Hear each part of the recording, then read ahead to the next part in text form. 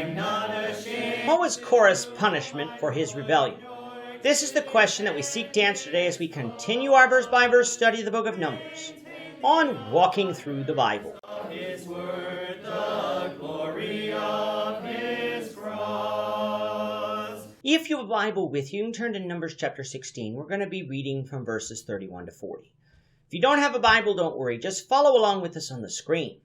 The version that we'll be reading from is the New King James Version. So, Numbers chapter 16, beginning at verse 31. Now it came to pass, as he finished speaking all these words, that the ground split apart under them, and the earth opened its mouth and swallowed them up, with their households, and all the men with Korah, with all their goods. So they and all those with them went down alive into the pit. The earth closed over them, and they perished from among the assembly. Then all Israel who were around them fled at their cry, for they said, Lest the earth swallow us up also. And a fire came down from the Lord and consumed the 250 men who were offering incense. Then the Lord spoke to Moses, saying, Tell Eleazar the son of Aaron, the priest, to pick up the censers out of the blaze, for they are holy, and scatter the fire some distance away. The censers of these men who sinned against their own souls, let them be made into hammered plates as a covering for the altar. Because they presented them before the Lord, therefore they are holy, and they shall be a sign to the children of Israel. So Eleazar the priest took the bronze censers, which those who were burned up had presented, and they were hammered out as a covering for the altar, to be a memorial to the children of Israel, that no outsider, who is not a descendant of Aaron, should come near to offer incense before the Lord, that he might not become like Korah and his companions, just as the Lord had said to him through Moses. Thus far in this chapter, we've been dealing with the rebellion of Korah. Korah, along with some other men, are angry with Moses. Some of them are angry with Moses because they believe that Moses has taken on too much authority in telling them what to do, and they want to replace him for that. Others are angry with Moses for their predicament in the wilderness, in that they won't get to take the promised land, but will be forced to die in the wilderness. Both groups' claims are unfounded. First of all, God made Moses leader. Moses didn't make himself leader. God gave Moses the law with which to teach Israel about holiness. Moses didn't make these laws. Therefore, they shouldn't have come up against Moses for that. Moreover, Moses was not to blame for Israel being forced to wander in the wilderness. They were. They had all believed the bad report and were warned of the consequences, but they rebelled anyway, and this was their punishment by God. In this case, the only people that they had to be angry with was themselves. So Moses told Korah and his rebels to come to the door of the tabernacle of meeting with their censers, and the Lord would deal with them. When the Lord came to do so, he was originally going to destroy the whole congregation, for they seemingly all joined in, but Moses and Aaron pleaded with God, and he relented, choosing only to punish the ringleaders.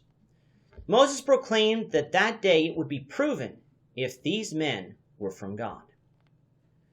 If they died naturally, like all men, then the Lord had not sent Moses. However, if the earth was opened up and swallowed these men and all their possessions, then these men had rebelled against God, and Moses was sent from God. In verse 31, we find that no sooner had Moses spoken these words, that the ground split open and swallowed up Korah, Dathan, and Abiram, along with their households and anyone who remained near them. What happened here was not a natural earthquake that has the ability to open up the crust of the earth. This was an event that was predicted by Moses and carried out supernaturally by God. Recall back from chapter 15 that presumptuous sins, ones of outright rebellion, carried with it the penalty of being cut off from among the people. Korah and his band of rebels knew that Moses was sent from God, and they knew why they were wandering in the wilderness, yet they didn't care. They rebelled against God. This is an example of a presumptuous sin, one that Korah and the rebels didn't want to repent of, so the penalty was death. Naturally, when Israel saw this, they fled, lest the Lord punish them too with his penalty. Back at the tabernacle, these 250 men were still offering incense to the Lord. Having remained there, seemingly still in their rebellion, the Lord sent down fire from heaven and consumed these men for their sin. The Lord then commanded Moses to tell Aaron's son Eleazar to pick up the censers out of the blaze, for they are holy.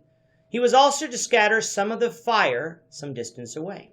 The censers themselves were to be made into hammered pieces and used as a covering for the altar.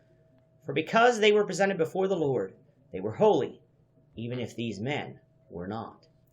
This covering would be a sign for Israel for the sin which Korah and his followers committed, and so that no outsider would come near and offer incense before the Lord.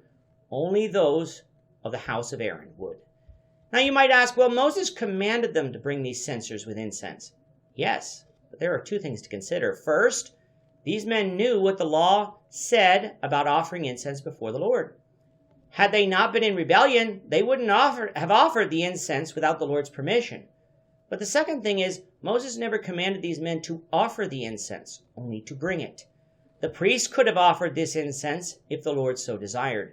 So in both of these instances, these men showed their further rebellion. Now you might think that this story is over, but it is not, for we'll conclude this chapter, the Lord willing, in the next lesson. With that, our time is up for today. The Lord willing, we hope you'll join us for tomorrow's discussion of Numbers chapter 16, verses 41 to 50, as we continue our walk through the Bible, one verse at a time. Thank you for watching today's episode. We hope that you found it edifying and ask that you not only subscribe to our channel and podcast, but that you like and share this episode among your friends, so that the saving gospel of Jesus Christ can go out to the whole world.